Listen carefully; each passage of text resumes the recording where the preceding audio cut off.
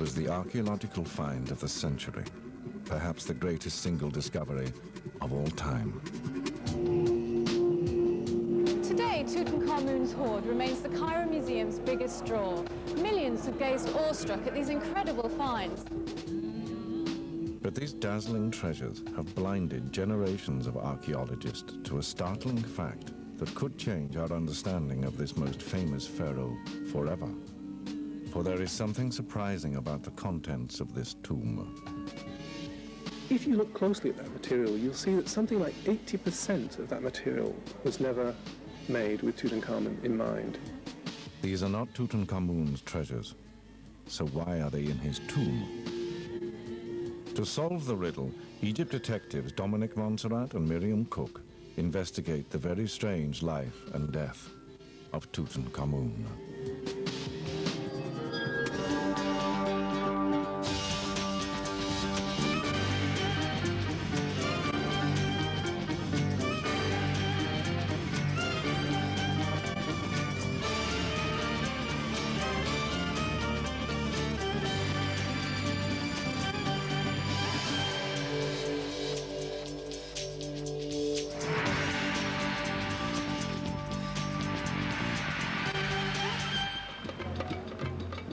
Luxor, on the east bank of the River Nile.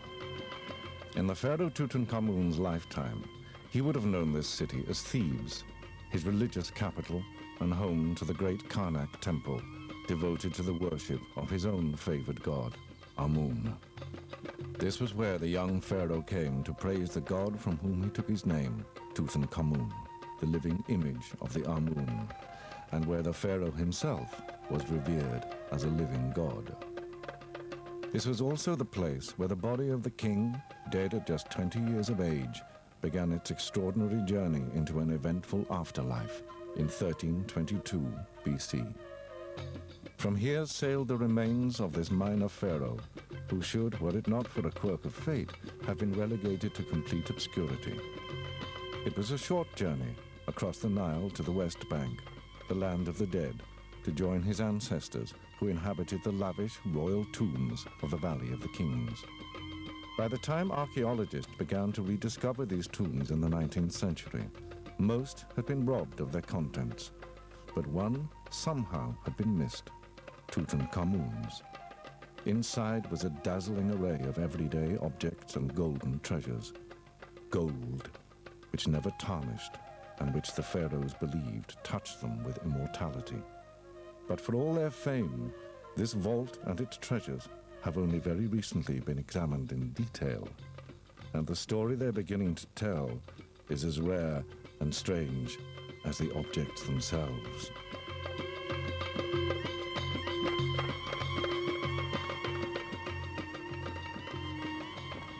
It's been called the greatest archaeological discovery of the 20th century, and millions of people have seen it worldwide, but there's still an awful lot that we don't understand about Tutankhamun's tomb. It's remarkable that so little analysis has been done on the contents of the tomb. Yeah, it's as though archaeologists have been so overwhelmed with the sheer amount of material that they've just described it rather than looking at it in any detail. It's possible that there might be something really odd about Tutankhamun's tomb. What makes this neglect all the more surprising is that Howard Carter, the archaeologist who first set eyes on the tomb, knew immediately that there was something very strange about what he'd uncovered. Carter discovered Tutankhamun's tomb in 1922, after a long and frustrating search in the Valley of the Kings. It was the discovery of a lifetime, a tomb sealed shut for 3,000 years, and a glimpse of an ancient world that time itself had passed by. Treasure after treasure was unearthed. Chariots, gilded sarcophagi, wrapped in the cold embrace of stone goddesses, exquisite thrones and chairs, collections of models and miniature boats. As a result of this unique discovery, Tutankhamun, a pharaoh otherwise destined for obscurity, suddenly became one of the most celebrated of all ancient Egyptians. But Carter remained disturbed by what he'd discovered, as his notebooks show. Carter recorded his discovery of the tomb in 1922 in great detail. These notebooks are a real goldmine. It's only now that we're beginning to fully realize how insightful he was. A number of things bothered Carter about the discovery. He knew that royal tombs were usually begun in the lifetime of the pharaoh to allow time for the cutting and decorating of a vast and elaborate series of galleries and burial chambers from the rock of the valley floor. Egyptian texts also made it clear that the finished tomb then had to be filled with personal items from the pharaoh's life, which they believed he would take with him into the next world.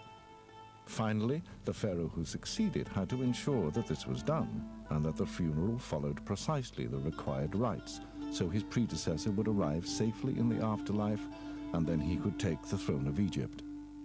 But this was not how Tutankhamun was buried.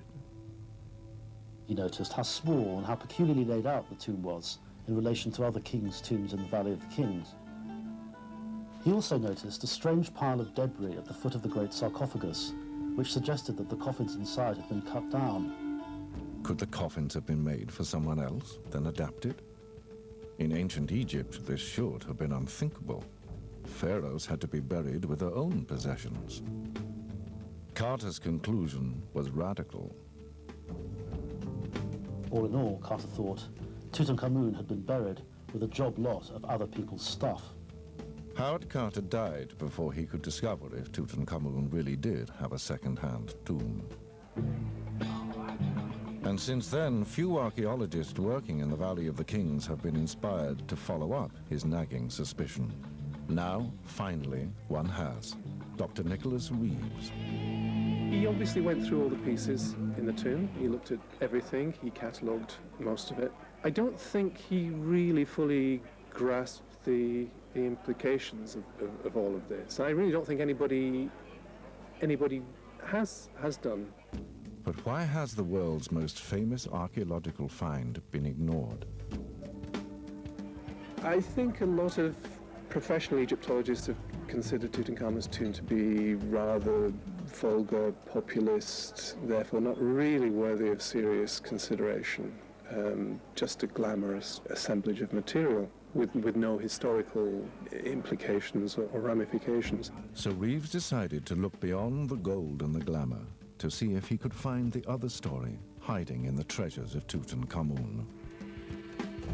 In the mid-1990s, I started going through the material again and noticed that there was, in fact, something more to be said about Tutankhamun's tomb. Right. If you look closely at that material, you'll see that something like 80% of that material was never made with Tutankhamun in mind. It was second-hand material which Tutankhamun had taken over for his own use.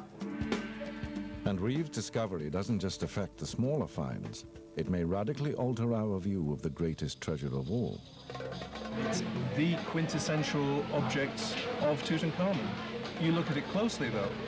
I think that the mask was never made for Tutankhamun at all. I think it was reused for Tutankhamun. The reason I say that is because if you look behind, underneath the back of the mask, as it's now displayed in the Cairo Museum, you see that there is a solder mark running down the side of the face, along the neck, and up and across. I think the face has been replaced. I think that that mask was originally made for another king and reused for Tutankhamun. So who originally stared out from behind the mask of Tutankhamun?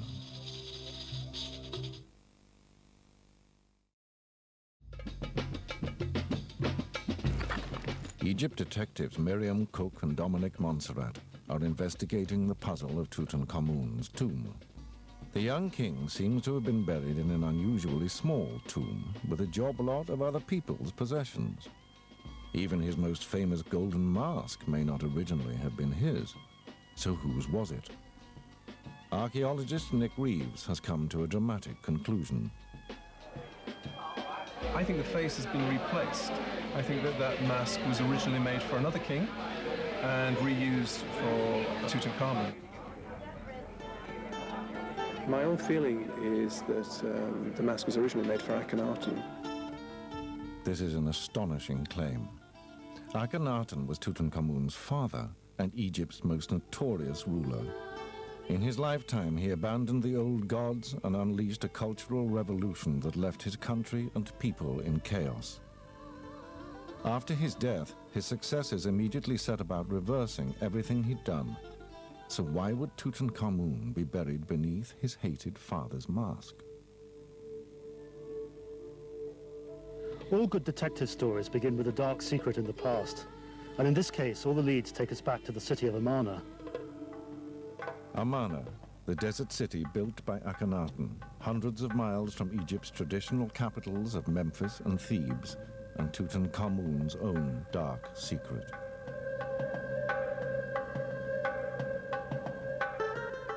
This was where Tutankhamun probably grew up, in the city at the heart of his father's revolution.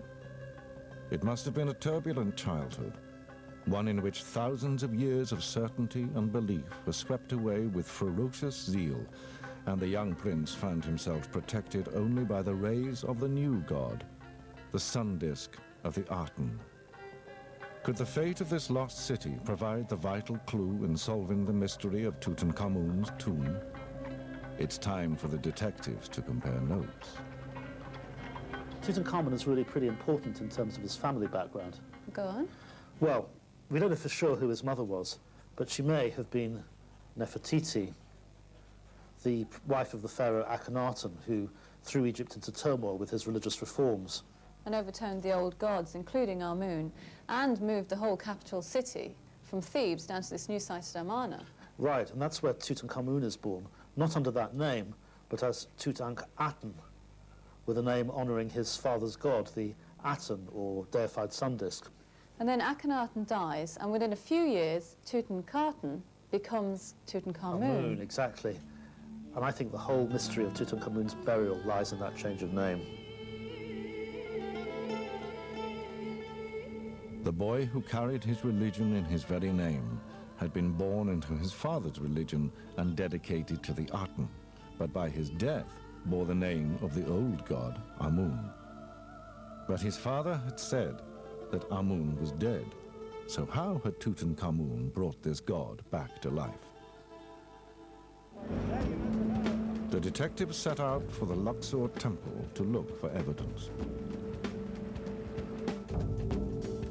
Built by Tutankhamun's grandfather, it was dedicated to the ancient god, Amun. Yet these are images of Tutankhamun himself, engraved on this temple when he was king.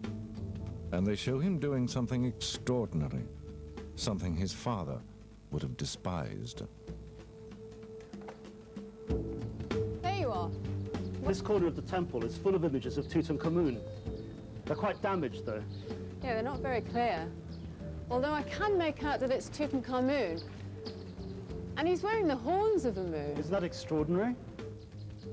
By wearing the horns of Amun, Tutankhamun was completely rejecting his father's religious revolution. To him, Amun was clearly not dead. But there's Tutankhamun again. He's burning incense. And that's Amun, the Yes. god his father turned his back on. They're returning to the old gods. Tutankhamun's changing Egypt now. But if Tutankhamun had turned his back on his father's religion and restored the old gods, that makes the borrowed contents of his tomb even more baffling.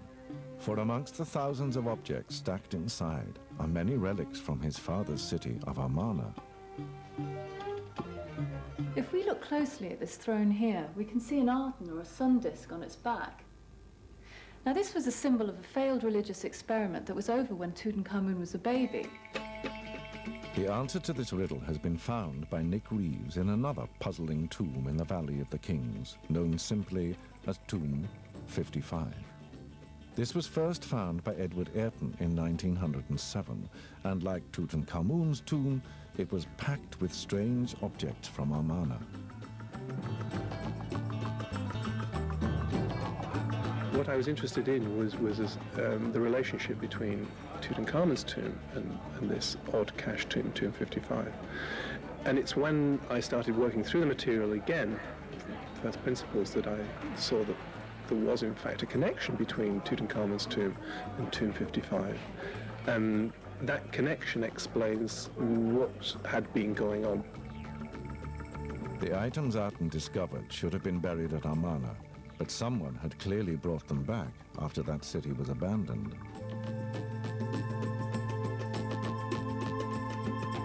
amongst those remains, there is a clue to just who that might have been. Items from Tutankhamun's own reign are mixed up with the cash. Perhaps he had returned them to Thebes. But who then had buried him with these inappropriate relics of the dead religion of his childhood? That answer may also lie in the Valley of the Kings, in a peculiar collection of objects recovered from a site called Tomb 54. It's a whodunit. We need to discover who was in power when Tutankhamun died, because they would have been the people organising his burial. Well, we've got an important clue right here. Well, what is it? It was used to store the leftovers from Tutankhamun's burials. Amongst the torn pieces of linen left over from his mummification were clues identifying his main mourners. And amongst them were jars that had the funeral meals of the mourners. And these show us that there were only a handful of people here at the burial. From these names recovered at this site, two immediately stand out for Dominic. First of all, there's Tutankhamun, the widow, because you always suspect the widow first in a detective story. And then there's Ai, an older man who's been around the centres of power for a long time, since before Tutankhamun was even born. These were names from Amarna, from Tutankhamun's turbulent childhood. Ai had been one of his father's right-hand men, whilst Tutankhamun was a daughter of Akhenaten and the wife of Tutankhamun. So what was their role in the mystery of Tutankhamun's tomb? The solution lies in the tomb itself. 80 years ago, Howard Carter became the first man to gaze on this burial place for almost 3,500 years. And the answer to the riddle was written, had he but known it, all around him. So we're right at the heart of the mystery here. This is Tutankhamun's sarcophagus, and his body is still inside here. And we need to find out what was happening at his burial 3,300 years ago. Well, there's a clue in this part of the wall painting. Here's Tutankhamun, and he's receiving the opening of the mouth ceremony. It's a ceremony which will enable him to speak words in the next world and so be reborn. But look who's performing it for him. It's Ai. But that's usually done by the son of the dead person. So Ai is placing himself in the role of successor. Well, it's more than that. This cartouche shows that he's already pharaoh. That's the prerogative of kings. And we know from other evidence that by this time he's already married Tutankhamun's widow, Tutankhamun. Here she is. So we have our two suspects right here, Ai and the widow of Tutankhamun. Away from the heat of the Valley of the Kings, it's time for the Egypt detectives to work out their next move. Well, we know that Tutankhamun was buried with a strange collection of his forebears' possessions relating to the failed religious experiment at Amarna. And we also know that his widow, Tutankhamun, and Ai, her new husband and the new pharaoh, are organising this rather odd burial. So we have our two suspects, but now we need a motive. That motive has to lie somewhere in the past lives of Ai and Tutankhamun themselves. Lives that lead back to Amarna. This was where Ai first thought he would be buried, and the strange tomb he began here holds clues to what brought him back to Thebes and onto the throne. This is the tomb Ai started but never finished, and it tells us a lot about this great survivor of ancient Egyptian politics. When work began here, Ai was closely involved in Akhenaten's new religion and lauded his king and his new god on the walls of his tomb. But when the pharaoh died, his people deserted his revolution, and so Ai deserted his faith and this site with them. Ai was a realist, not a revolutionary, and he quickly saw that Akhenaten had left a people traumatized by religious persecutions and bankrupted by his suppression of the old temples. To survive, he would have to return to the old faith and the old city of Thebes.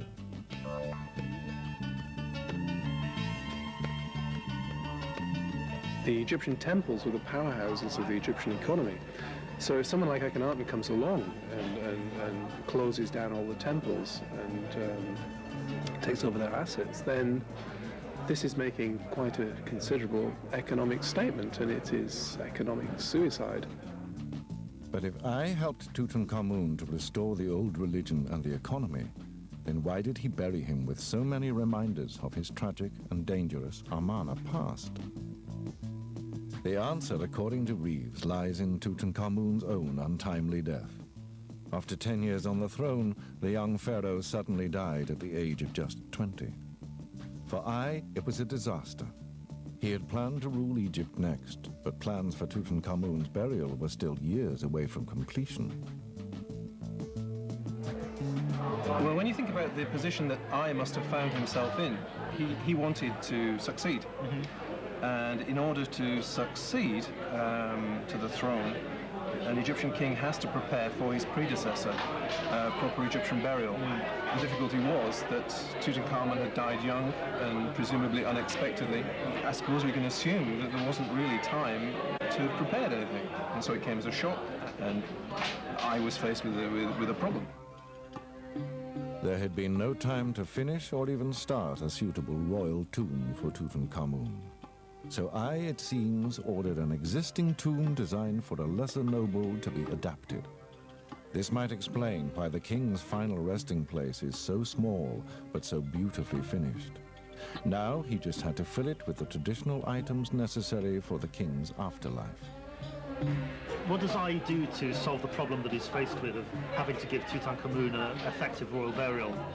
Well, I think he was lucky because he was faced with this problem at the time when they decided already to dismantle the royal tomb at Amarna and ship all that material back to Thebes. Akhenaten and his family had originally been buried at Amarna. But after the city was abandoned, someone, perhaps Tutankhamun himself, ordered his family's royal mummies and burial goods be brought back to Thebes. What they did was to bring all the burial equipment back to Thebes, put it in a pile. From this pile, they cherry-picked the pieces they needed for Tutankhamun's burial. And what was left over, was then redivided out amongst the people who it originally belonged to.